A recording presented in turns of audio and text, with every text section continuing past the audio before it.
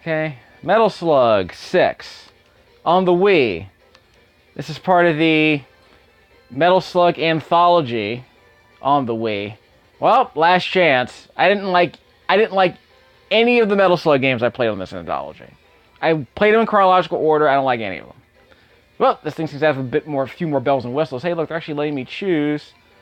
Let me see if I can, yes, I try to make the characters somewhat distinct from each other in this game, which is interesting to note.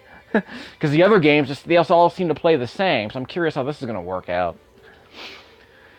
I've been kind of mulling over this week why this game hasn't really made an impression on me.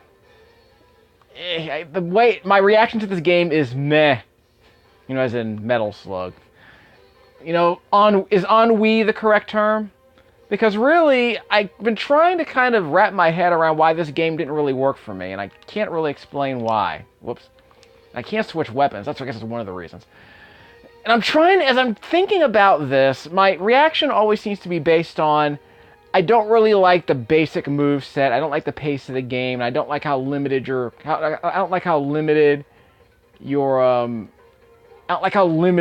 play options are. The game, near as I can tell, is, you know, walk to the right, you know, hold down the fire button, you know, pump a bunch of bullets into enemies that take 4 or 5 hits to die, and then continue. Doesn't seem to be a whole lot of, you know, creativity in the level design. Doesn't seem to be a whole lot of creativity in the, you know, in the flow of the combat. You have, at some point, you jump into tanks. You wind up shooting enemies because there are these weird little tanks that show up. They have their own little, you know, movement system, their own little targeting system. And that's kind of an interesting change of pace, I guess. But most of the game is like this, which is, like I said, just running and jumping to the right. And basically, you just feel too earthbound. There's very little movement in this game that's interesting. The traversal is extremely limited to, you know, crouching, you know, just jumping, running, jumping, crouching, shooting up. Again, not being able to shoot from various angles is a problem. You can't even slide in this game. That's weird. Yeah, I'm crouching and jumping, but I can't slide. That's weird. Well, in Metal Gear 5, I could slide. Never quite understood that. Hold on. I like the idea of being able to slide, but it might be more trouble than it's worth. He's down. So again, stuff like that, you know, there are little mini-bosses that show up like in a Contra game, but not much to it, I guess. I don't know, I mean, like I said, there are bosses in Contra games too, but, you know, this game, the later games that I played, I think Metal Gear 5 had this wave-based system. When you would reach a stopping point, you would have to face, you know, waves of enemies. I never quite understood that either. Not a lot of strategy to that, so really, I just can't really get excited. Oh, there's some sprite scaling. Really, I just can't really get excited about anything that's happening in this game. Or any of these games, really. Just sort of feels, just sort of has this sort of laid-back shooter feel. It's like, okay, they don't want to give you anything too technical. They just want to throw a bunch of stuff at you. And I can never really, again, I can never really get excited about any of this. Am I supposed to just sit here and shoot these guys? So, again, this tank seems kind of interesting. Because again, this aiming system where you can, if you move to the left, you aim the gun a little bit counterclockwise, and then you move to the right and it's clockwise. But again, because your movement's so limited, it's hard to really aim this thing properly. So you can't really move in one direction and aim in the other. And the other, I mean, obviously in a game like Contra 3, you could stay still and aim your gun in all 8 directions. But so just, like, again, it just seems like a weird throwback. That's why I keep saying this game kind of reminds me of a 1980s NES shooter. Because, I mean, it's really short on bells and whistles. I mean, really short on bells and whistles. This dude just keeps running. Like, these shirtless guys are your power-ups. They drop power-ups when you touch them and rescue them. But again, I was never really able to make sense of that system. Oh, can I shoot this guy? Okay. So like I said, is it true? Yeah, I want to say it's true that you can touch enemies without dying. Yeah, you can't, yeah, if I'm on the top platform here, I can't jump down. It's weird. Yeah, so you don't automatically die when you touch enemies. That I like. The problem is you might accidentally do a melee attack when you mean to attack multiple enemies at once. That's kind of weird. It's kind of weird that a game with 4 buttons doesn't let you use all 4, right? Apparently, you have the ability. I can shake the controller here on the Wii to like throw bombs. But in the arcade version, I guess that was mapped to a control. Yeah, that was obviously mapped to a button on the arcade version. But is the D button used for anything? I guess the D button is used for switching weapons. But I've never switched weapons ever in this game. In fact, what usually happens is that I'm in a tank, I accidentally press the B button, and then I leave the tank. I'm not cool with that. Oh, here we go. That's something new. Hold down the B button, and then fire, and you end up doing a melee attack. That's weird. Yeah, that's weird. I guess that's one of the new features they added to this game, because the GameCube version had a totally different controller layout, which I think is interesting. This sounds like an interesting challenge. Like, this would be an achievement for this. Get through one stage with only melee attacks. Whoops! Probably shouldn't have done that. Let me just shoot this guy. I got limited ammo here. Whoops. Nope, I didn't die there. That's good to know. Yeah, well, okay, I'm not dead. I'm not dead. Let's just punch this thing. I wonder if punching does more damage than shooting. Because that would be weird. So the A button doesn't do anything. Yeah, the A button hasn't done anything in any of these games. It's so weird that I finally have a melee attack like this. Guess I don't have to keep shooting things.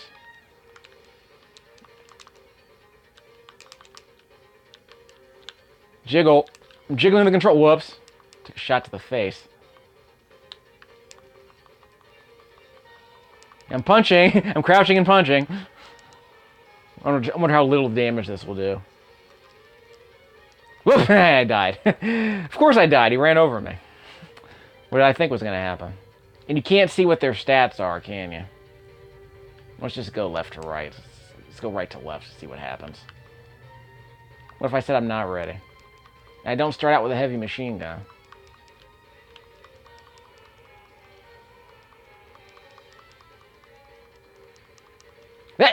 Not dead. Oh, what the heck? What the heck was that? I'm just running up on this dude and punching him, because why not? You know what I mean? Uh-oh. Don't like that.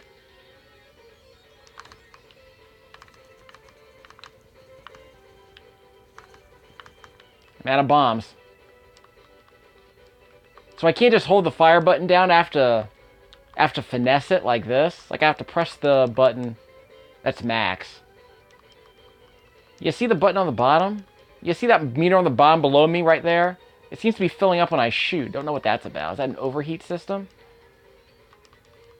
Is it a combo system? Okay, I won. That didn't seem terribly complicated. Yeah, okay, that was weird. I wish the manual would explain all of these things, because there is no manual built. There's no digital manual for this game. I never could quite understand this.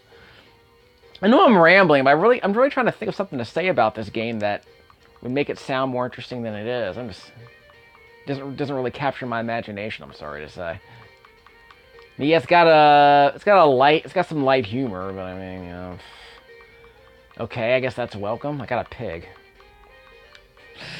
Okay, I mean, it's funny, I guess. I mean, haha. Yeah, like I said, some stuff is just, ooh, I got a laser. But again, I can't switch weapons. Oh, I can switch weapons. I'm pressing the A button to switch weapons between this and my regular gun. Okay, that's cool. That's good to know. Whoop, look out for the grenade. Hey, whoa, whoa! Toothless. So I can't switch weapons. Well, I can't anymore because I lost the weapon I was carrying, even though I wasn't carrying it at the time. Yeah, so I lost the weapon I was carrying, so I lost the weapon I was carrying when I died, even though I wasn't even using it. I mean, in Contra, if you die when you're not carrying a weapon, if you're not carrying, you lose the weapon you're carrying in Contra 3. So if you have 2 weapons and you die, you can just pull the other one from reserve, which I always liked.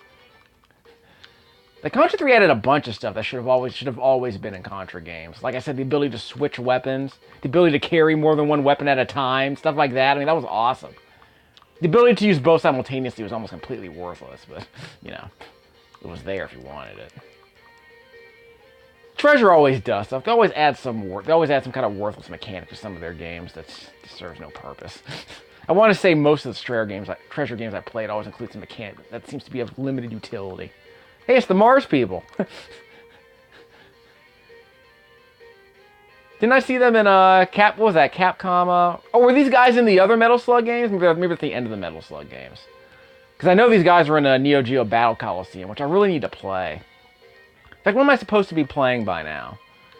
I'm supposed to be playing Diablo, but I think I'm done with that. I guess I could play Sacred 2 instead. I'm supposed to be playing Red Dead Redemption, but I already did a bunch of videos about Red Dead 1 and Undead Nightmare, and I didn't like either. I also did a video of guns, so let's switch somebody else. We'll just try everyone to see how it works. So I did Red Dead Redemption 1 and 2. I did Gun. I did Grand Theft Auto 4 and 5. Grand Theft Auto San Andreas I did. Okay, what's this? Okay, so I pressed the B button to switch from the donkey to this thing. And I missed the R button for some reason. Wait, it's running away! I got the monkey. Is that a macaque? Macaque? How do you pronounce that? Anyway, I lost all my bombs. That sucks. Shoot him! So that meter on it down at the bottom below my character that says max, is that like increased weapon firing ability? Like increased weapon firepower? Like if the more I shoot it, the more that meter goes up? Is that how that works? I think that dude ran away. Oh, wow! Knifed me. Okay, I can't climb this thing. Yeah, I can't climb this thing, so what's the point of it being here? Sit. This is a cool gun, but... Whoop! See, I mentioned this several times. There's a lot of extra little touches that the in-betweeners add to this game, but it feels kind of mechanical. Like, you know how Disney's Aladdin on the Sega Genesis had, like, you know, had a vibrancy to it, whereas the Capcom version for the Super NES felt kind of like I said, felt kind of flat. It's like they wanted to do a reskin of, ouch. It's like they wanted to do a reskin of Mickey's Magical Quest. If you remember that game, because that game was basically, it looked like it was done by the Super Ghouls and Ghosts team. But when they were tasked to do Disney's Aladdin, it looked like I said, this looked like a Mickey Mouse game they'd worked on. It looked like a Capcom Mickey Mouse game, really.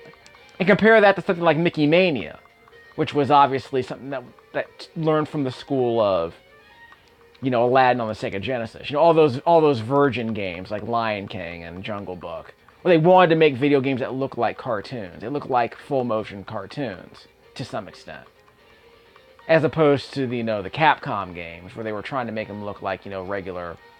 They're trying to make them look like regular video games, I would argue, like regular 16-bit video games, only with a little bit more animation than usual. But Mickey, what was it? Like, in fact, it wasn't always like that. Like, remember, what was that game? Was it Castle of Illusion on the Genesis? Okay, that very much looked like a traditional 16-bit, game. Highly detailed artwork, but like basically highly detailed artwork. Lots of highly detailed pixel art. Whereas when, Dave Perry and those guys tried to do Aladdin on the Genesis, it inevitably wound up looking like, a more traditional Disney cartoon, high contrast stuff. Not a lot of detail, but a lot of contrast. A lot of, in-between animation, obviously. But again, the art was different because the art direction was different. They were going for a look that was more like a full-motion cartoon, where you wouldn't have a whole lot of pixel art. So it's like, compare a game like this to a game like Earthworm Jim. There isn't a lot of detail in the artwork, but the artwork that's there flows. It flows better because it doesn't contain. Basically, this game is about all the little ripples and dimples and imperfections in the pixel art.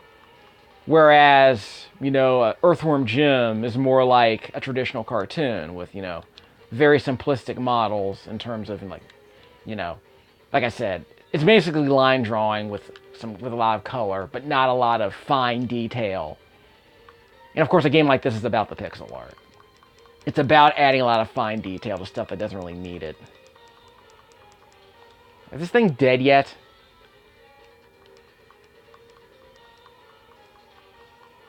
See, this is cute and all, but I mean, it's just not a lot of strategy to this. It's just kind of just keep wailing on. Like, all the enemies in these games just feel bullet spongy. Like, they all take 5 times as many hits as they should.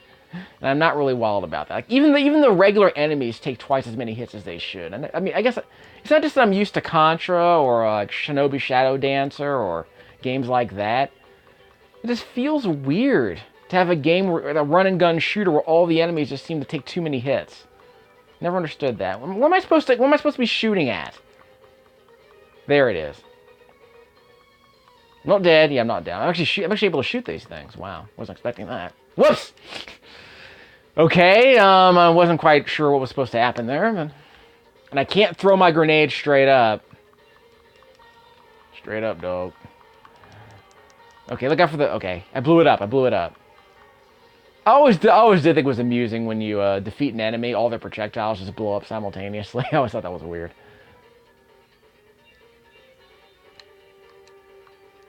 Yeah, I'm not down with this. So I think I'm done with this series. I tried, dog. I tried. I really wanted to like these games. I mean, they seem to be kind of up my alley, the whole, run and gun stuff, but nah, I think I'm ready to move on. And it's just as well. Ew. Yeah, I don't. Yeah, just what Metal Slug needed. Lore. Yep, these are the Mars people. Yeah, I guess maybe they're in all the Metal Slug games. I've never seen them before until now. Are these like the bioorganic aliens that defeat the Borg? Yeah, like I remember there were those Borg. I remember there were those enemies that appeared for the first time in Star Trek Voyager by blowing up 2 Borg vessels. It's like, yeah, I guess that was their whole bit. Alright, I'm done. I can't save this game. That's alright, I'm done. So, it's been nice, Metal Gear or Metal Slug, but whatever. I keep saying Metal Gear.